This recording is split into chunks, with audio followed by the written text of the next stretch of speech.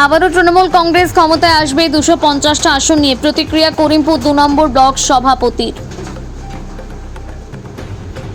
আজ নির্বাচন কমিশন বিধানসভা ভোট 2026 সালে তা ঘোষণা করলেন। 2026 সালের বিধানসভা ভোট হবে বলে নির্বাচন কমিশন সূত্র থেকে জানতে পারা যায়।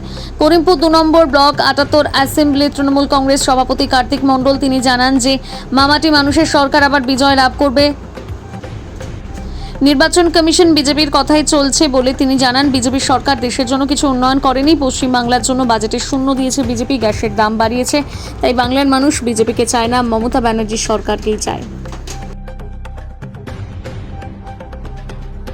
আজকে নির্বাচন কমিশনার যে ভোট ঘোষণা করলো দুদফায়, এই বিষয়ে আপনার মতামত কি বলবেন? আজকে নমস্কার, আমি কার্তিক চন্দ্র মণ্ডল, করিমপুর 2 নম্বর ব্লক তৃণমূল কংগ্রেসের সভাপতি।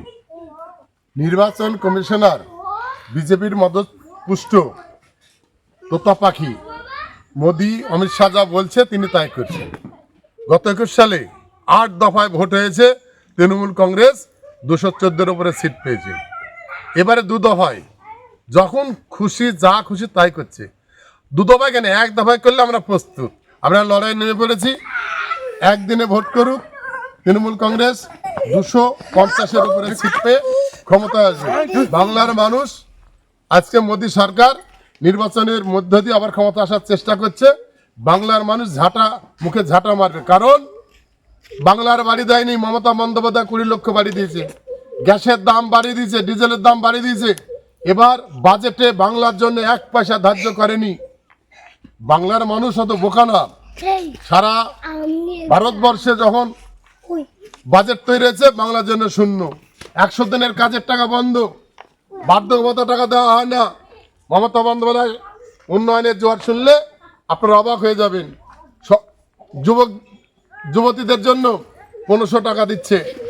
আমরা মমতা বন্দ্যোপাধ্যায় লক্ষ্মীর ভান্ডার 1000 টাকা থেকে 1500 টাকা, এসটি এসসি ছেলে 1700 টাকা, ক্ষেত মজুর যারা পরের জমিতে কাজ করে তাদের বছরে 4000 টাকা, আবার 1000 টাকা বাড়িয়ে দিল 500 টাকা বাড়িয়ে দিল বার্ধক্য ভাতা।